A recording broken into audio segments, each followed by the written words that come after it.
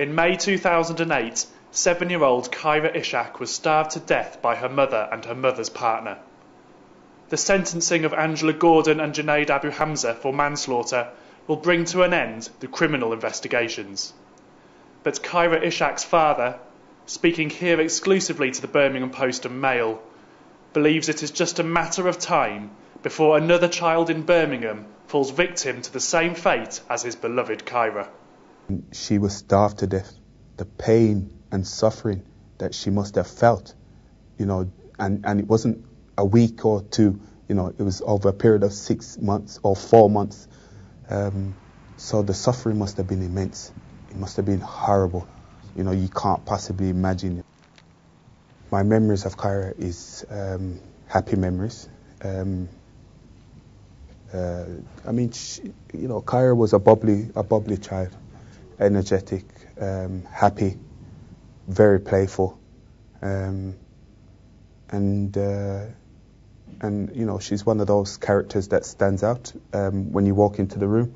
So, for me, she will be sadly missed. I loved the personality. I loved everything about her.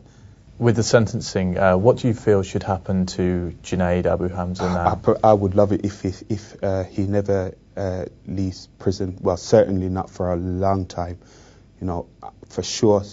I think he's a threat. If he's carried out these actions, and he's saying that he was mentally unstable, then for sure he should not be allowed on the streets until that mental issue is taken care of. I hope that he will never walk the streets again, until he's absolutely certain that he's safe. So I hope the sentence is a very long time. I hope it's not a short sentence, and I hope for sure the judge doesn't have any sympathy with regards to his actions and what he actually done to Khyra. Angela Gordon will be sentenced as well. What do you think would be a fair decision in that case? I hope that she gets a long-term sentence, and that an example is set. Because it was evil.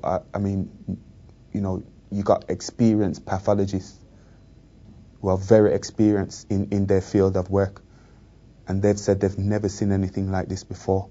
So that just demonstrates how serious, and you got paramedics going to the house and was afraid to touch her out of fear they may break bones and things. So when you're hearing this type of evidence being given, it kind of demonstrates how, deteriorated how her body was at that stage. She should pay the price. I have no sympathy, when it comes to what's happened to Khyra at all. I have none whatsoever, regardless of her being the mother. That said, she was a good mother, and she did love her children. I have no idea what's gone wrong. I really don't know what has happened in the mother's mind that made her change, and become this horrible character.